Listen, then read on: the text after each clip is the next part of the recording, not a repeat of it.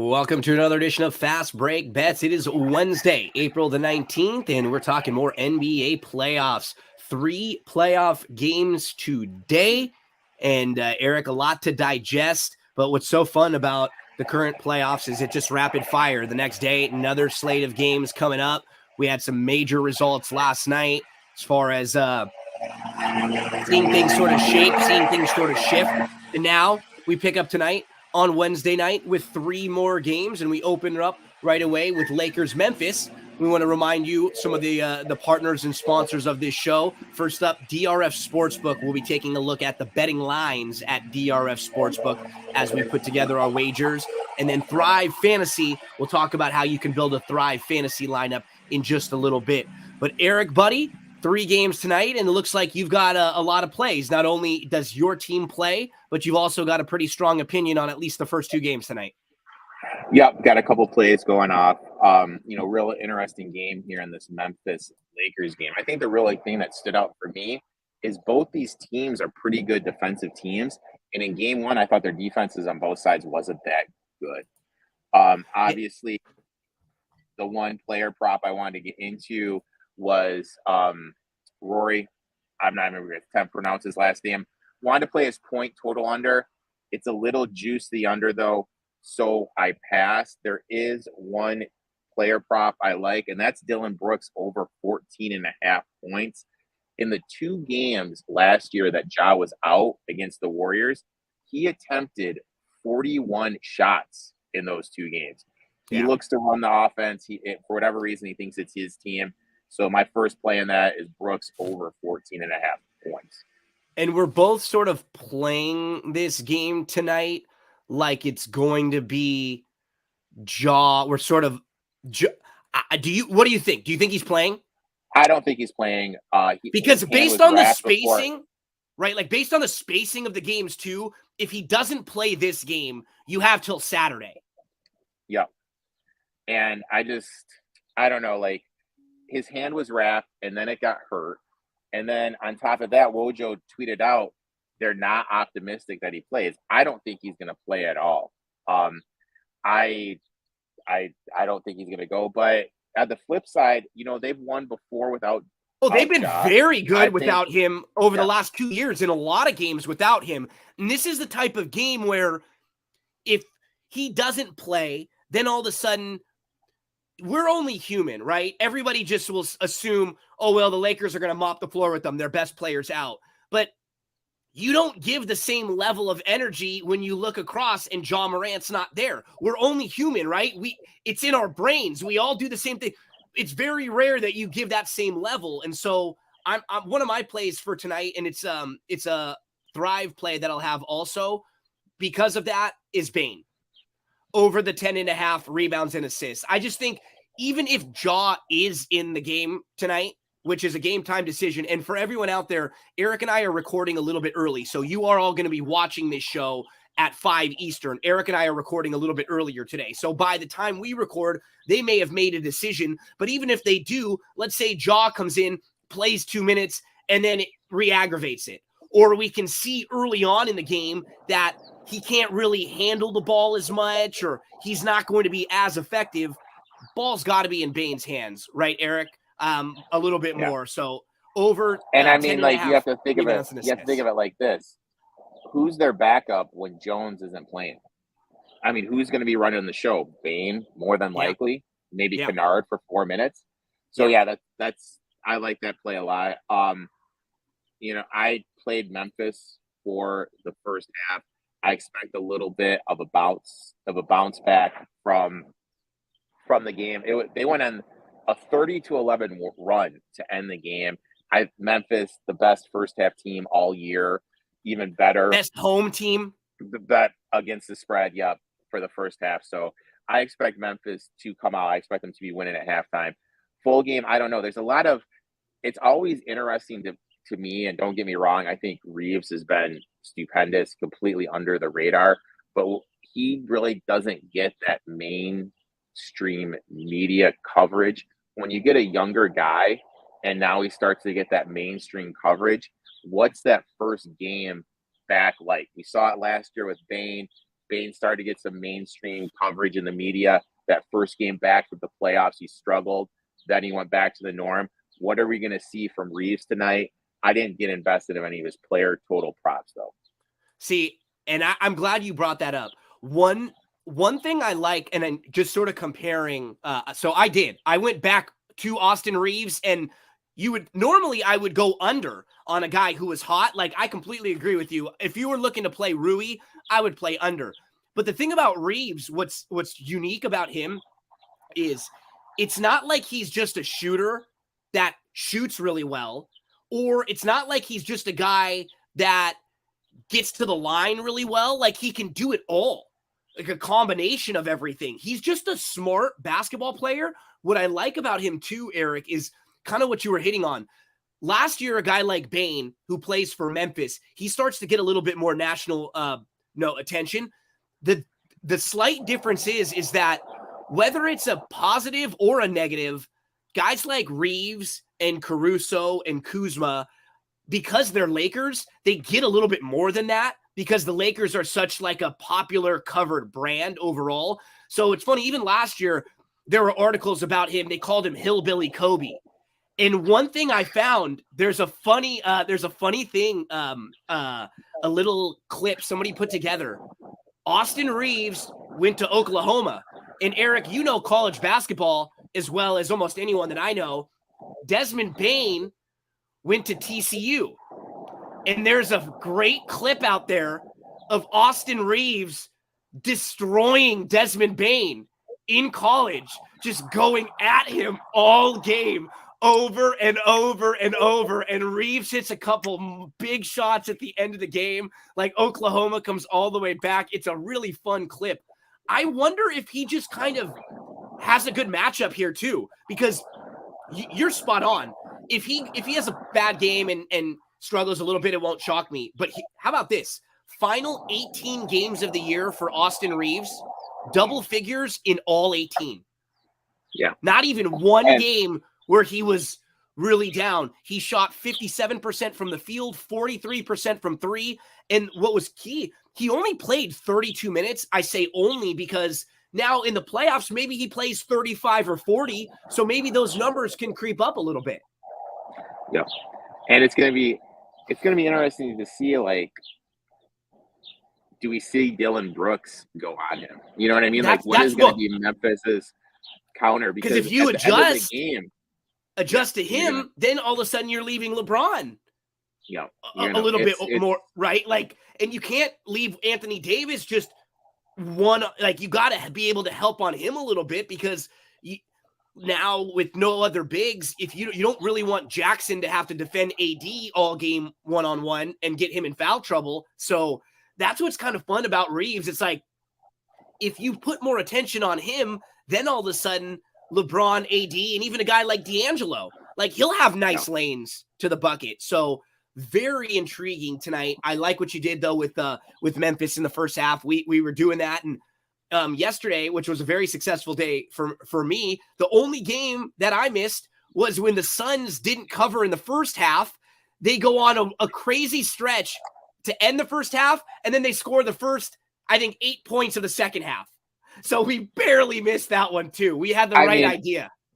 I have a gripe with my Mobley bet because they gave him, there was this play where he had another rebound and an assist. And it was taken away after the game. Two of them. So I missed by a half on that, is what it is. But that was a little shady. I think I came out a little in the green for me after all said was done yesterday. One of the other things before we move on from the Lakers-Memphis game, because this game does worry me a little bit as a fan, because it's one of those times where it's like everybody's starting to talk about the Lakers now. Everybody's starting to look around and go, oh, wow, like, the Lakers are deeper now. They have all these different guys that can come in. LeBron and Anthony Davis don't have to carry you every single night. Anthony Davis has 7 blocks in the game. Everyone's talking about them. This would be a game that they just come out flat.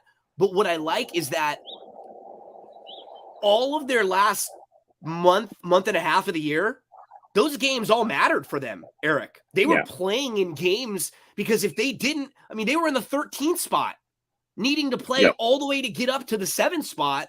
So all of these games were important for them. Like Austin Reeves played some impactful minutes in big moments in close games down the stretch. This team has sort of gotten used to having to play big minutes. And maybe tonight's not a Rui night. Maybe it's a Troy Brown Jr. night who comes in and he's played well for them. Or maybe it's a Beasley night who can hit 3 or 4 threes real quickly. You know, they're pretty well balanced now.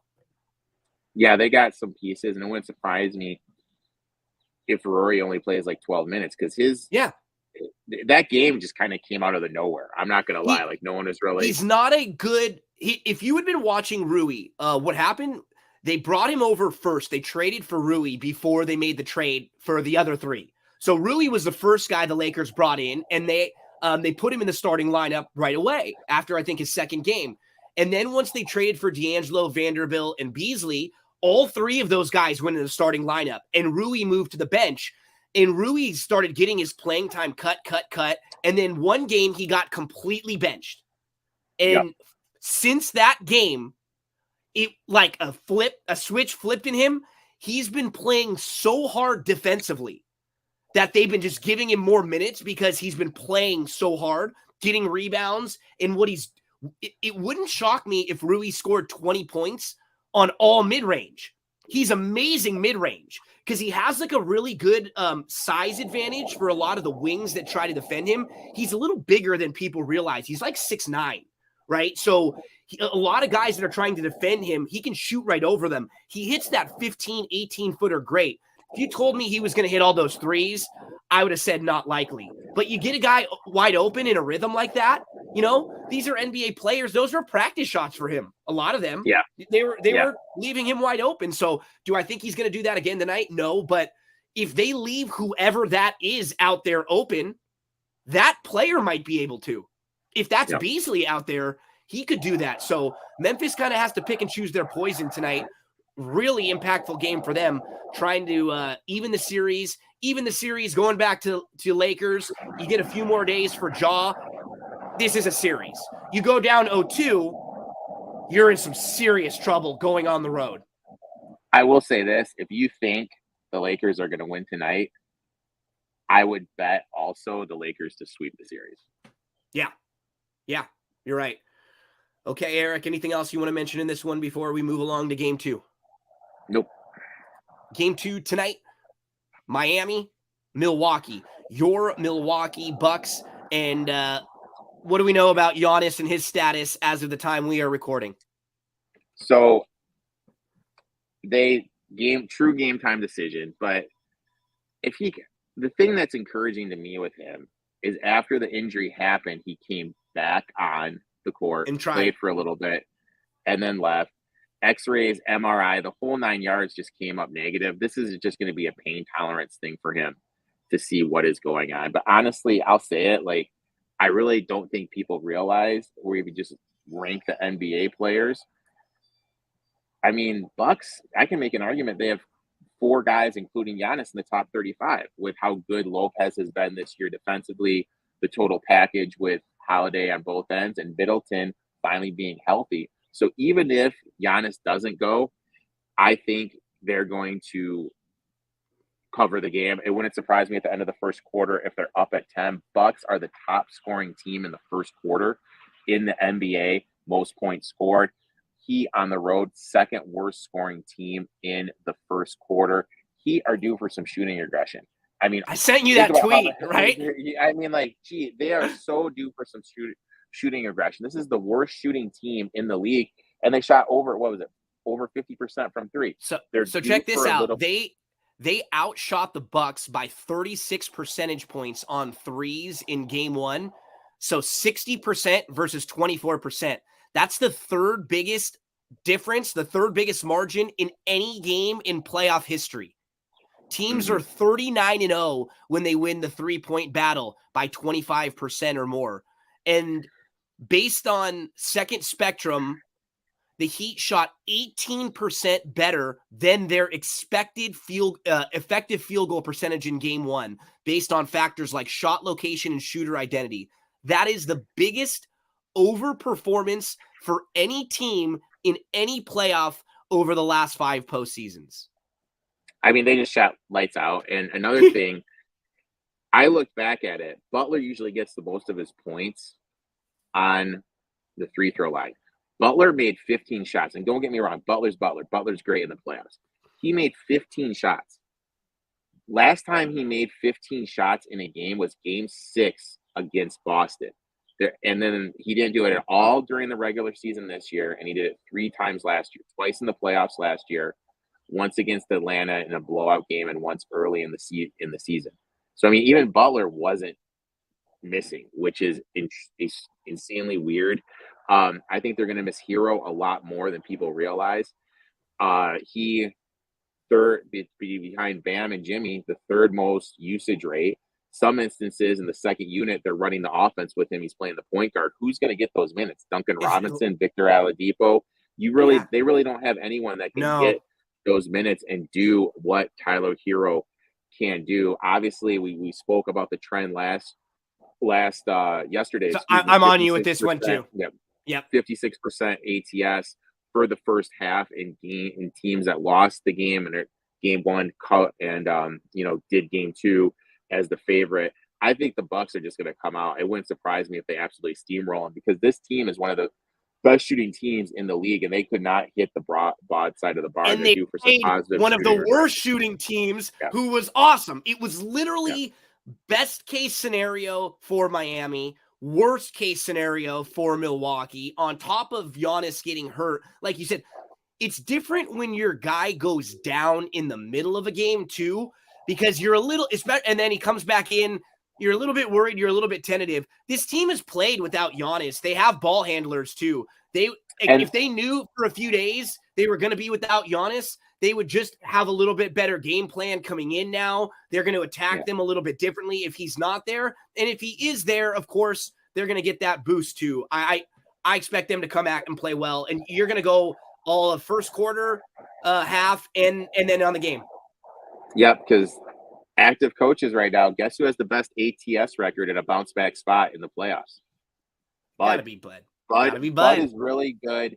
He's really good off a loss and really good in the playoffs off a loss. One of the best active coach there is. And like I said, I just think there's so many regression stuff coming the Bucks way. And let's face it, this line is priced as if he's not playing. If he goes out there and play, this is going to balloon back up to 9. This opened up at 6. Then all the news came out that Giannis X-rays were negative, MRI was negative, ballooned all the way up to 9.5. Then Wojo tweeted out something saying he doesn't think he's going to play. This dropped all the way back down to 6. So it wouldn't surprise me. Giannis is, and maybe this is my Embiid shade, he's an anti-Embiid. He wants to play. He wants to be out there.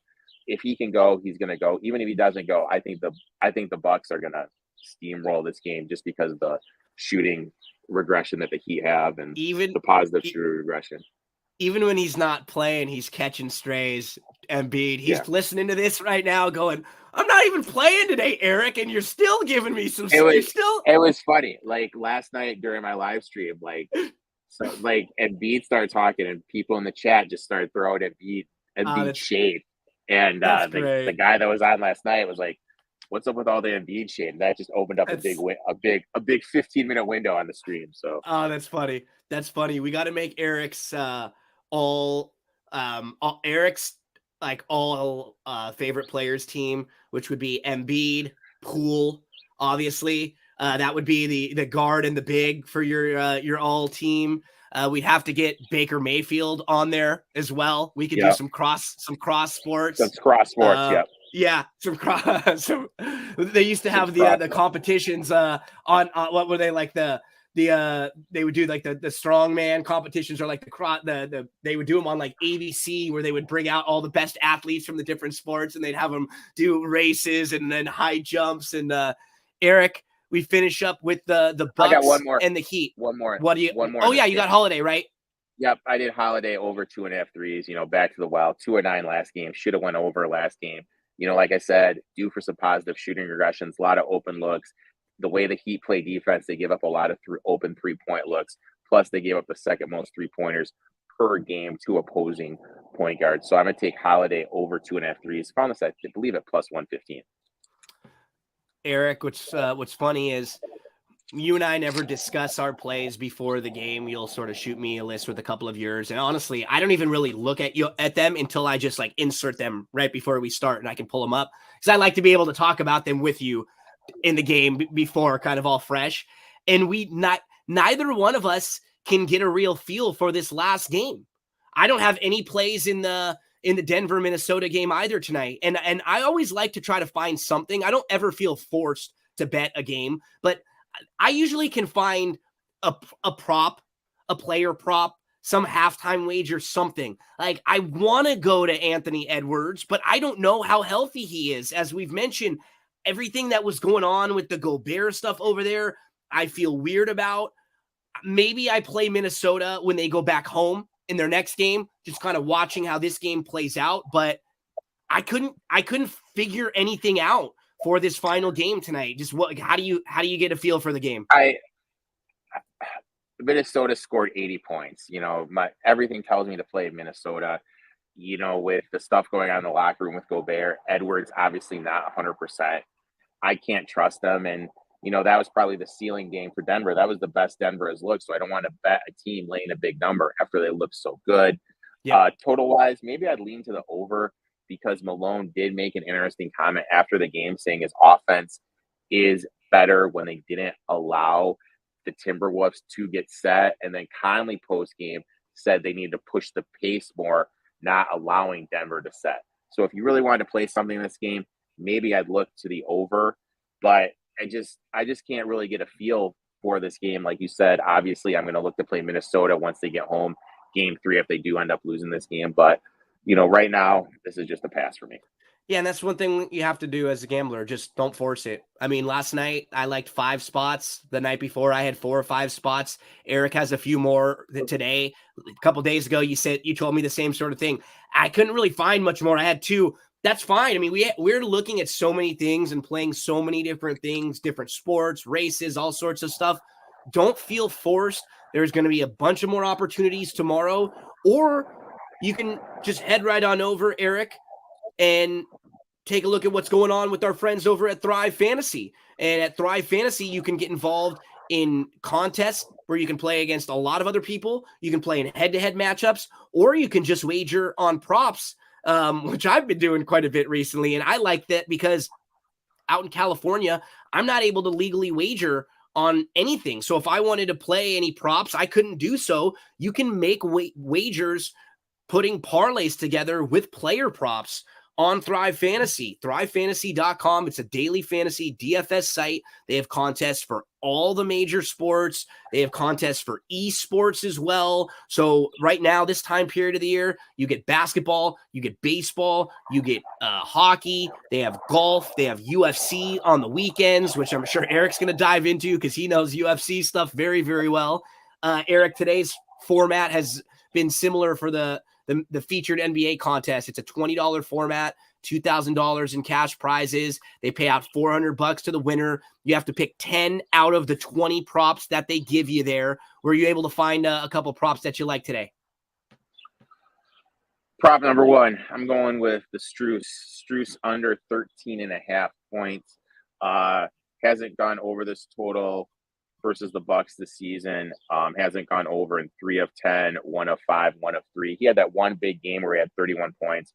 I'm taking Strus under the 13.5 points. Strus under 13.5 for Erik. So we showed you the contest if you want to dive into. What's really cool, and it's so simple, if you want to make a parlay and you just want to play some of the props, like for example, we can talk about some of the ones that Erik was looking at with Strus, where we have 13.5 points. We go under, it pops up right here. And then if you wanted to connect that with one of the plays that I was looking at, like Desmond Bane, or even in Austin Reeves, you could go Austin. Let's see, which one was I looking at? Austin Reeves, 15.5 total points. I sort of like the combo better, the points, rebounds, assists. So I put those two together, Erik. I click submit. I show how much I want to wager on this. I could do a little $5 parlay here. I've got a $5 2-team parlay that could get me back $16. I'm going to send that in, Erik. I'm going to put together one of mine and one of yours together. I think you said you have one more. Well, obviously Dylan Brooks' points is there. You could add that in there. Yep. One that I found, and it's a little under the radar, you could take Gobert under 11.5 rebounds. I know people are going to think, oh, it's Rudy Gobert, but you just kind of look at it. 2 out of the last 3 games he's gone up against Joker, he hasn't gone over this total. The last 2 games against Joker, he has not gone over this total. He did not go over this total in the playoff game that was just played over the weekend. He's only averaging 9.3 rebounds against him.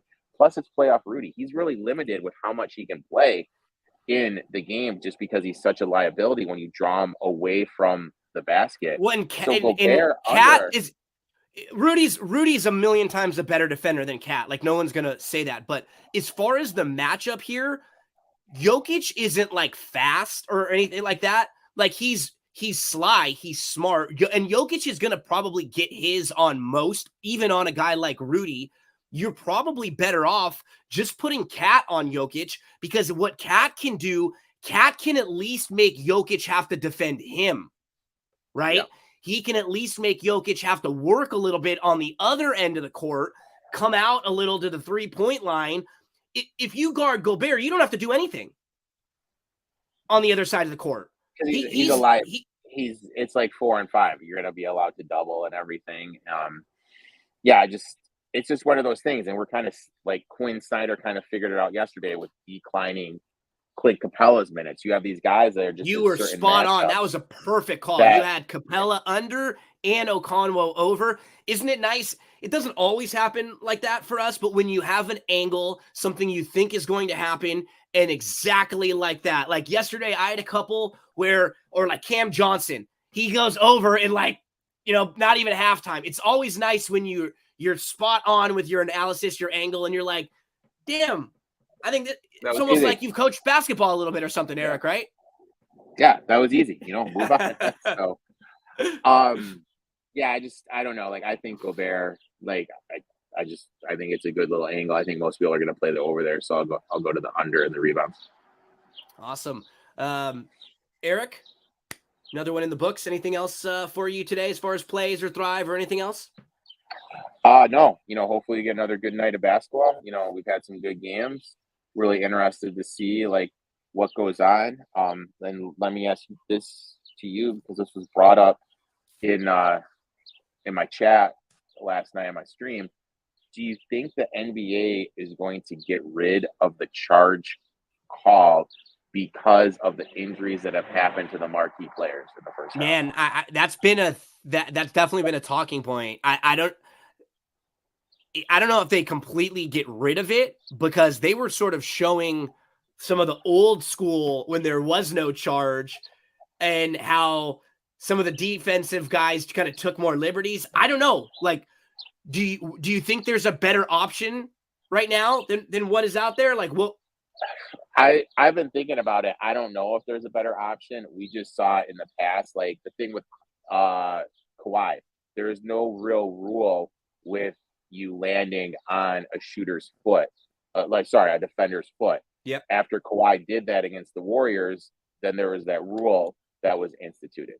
When you have arguably two guys that are in the top 10 of jersey sales go down on charge plays, the NBA will look at it. I just don't know what they can do. What's the solution, right?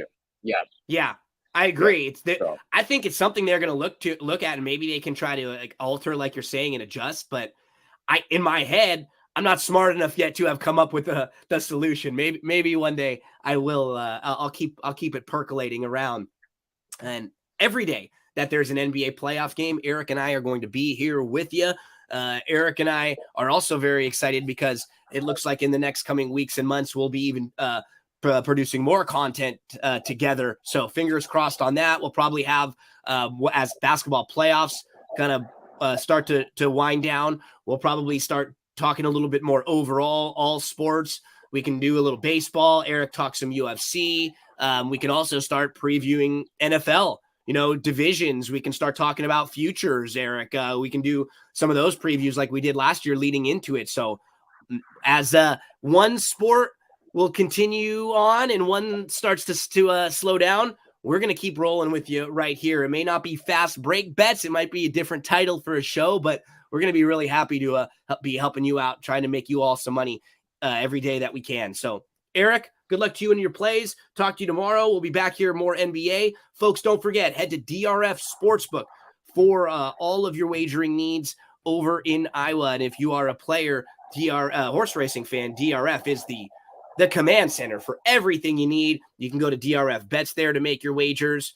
And fantasy fans, Thrive Fantasy. I showed you these options. You can play parlays in states like California or Texas. You can play in fun contests. $20 can make you $400 right back.